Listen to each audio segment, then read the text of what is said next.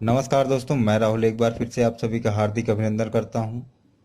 दोस्तों, आज मैं आपको बताऊंगा दुर्योधन की मृत्यु के समय श्री कृष्ण ने किया था इस रहस्य का खुलासा। पांडवों और उनकी संपूर्ण सेना सिर्फ एक दिन में ही हो सकती थी पराजित।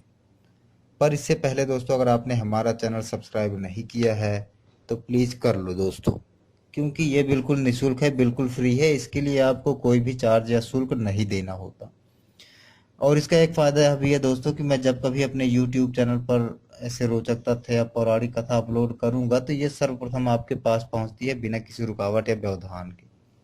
तो दोस्तों, अगर अभी तक आपने हमारा चैनल सब्सक्राइब नहीं किया है तो प्लीज कर लो दोस्तों। आइए हम बात करते हैं इस रहस्य के बारे में।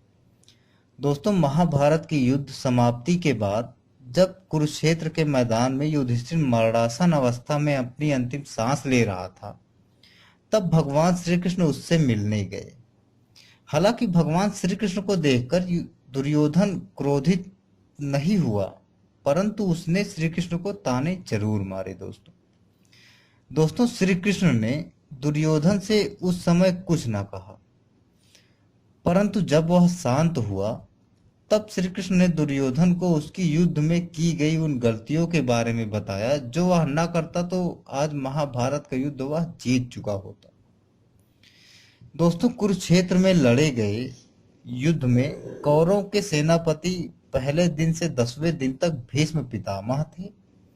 वहीं 11वें दिन से 15वें दिन तक गुरु द्रोणाचार्य थे। दोस्तों, लेकिन द्रोणाचार्य की मृत्यु के बाद दुर्योधन ने कर्ण को सेनापति बनाया। यही दुर्योधन के महाभारत के युद्ध में सबसे बड़ी गलती थी दोस्तों। इस एक गलती के कारण उसे युद्ध में पराजय का मुंह देखना पड़ा, क्योंकि कौरव सेना में स्वयं भगवान शिव के अवतार मौजूद थे, जो समस्त सृष्टि के संहारक हैं। दोस्तों, अश्वत्थामा स्वयं महादेव शिव के रुद्र अवतार थे। और युद्ध के 16वें दिन यदि दुर्योधन कर्ण के बजाय अश्वत्थामा को सेनापति बना चुका होता तो शायद आज महाभारत के युद्ध का परिणाम कुछ और ही होता। दोस्तों, इसके साथ ही दुर्योधन ने अश्वत्थामा को पांडवों के खिलाफ भड़काना चाहिए था, जिससे वह अत्यधिक क्रोधित हो जाए। परंतु कहा जाता है कि विनाश काले विपरीत बुद्धि। दोस्तों, दुर्योधन अपने मित्र प्रेम के कारण इतना अंधा हो गया था कि अश्वत्थामा अमर है यह जानते हुए भी उसने कर्ण को सेनापति चुना। दोस्तों, कृपाचार्य अकेले ही एक समय में 60,000 योद्धाओं का मुकाबला कर सकते थे, लेकिन उनका भांजा कृपाचार्य की बहन कृपी अश्वत्थामा की बहन थी। अश्वत्थामा इतना सामर्थ्य था कि वह एक समय में 72,000 योद्धाओं के छक्के छुड़ा सकता था। दोस्तों, अश्वत्थामा ने युद्ध कौशल की शिक्षा केवल अपने पिता से ही ग्रहण नहीं करी थी, बल्कि उन्हें युद्ध कौशल की शिक्षा महापुरुषों द्वारा भी मिली थी, जो क्रमशः है। दोस्तों, पहले थे परशुराम, दूसरे दुर्वासा, तीसरे व्यास, चौथे भीष्म और पांचवे कृपाचार्य। दोस्तों, ऐसे में दुर्योधन ने अश्वत्थामा की जगह कर्ण को सेनापति का पद देकर महाभारत के युद्ध में सबसे बड़ी भूल की थी। दोस्तों, भगवान श्री कृष्ण के समान ही अश्वत्थामा भी 64 कलाओं और 18 विद्याओं में पारंगत था।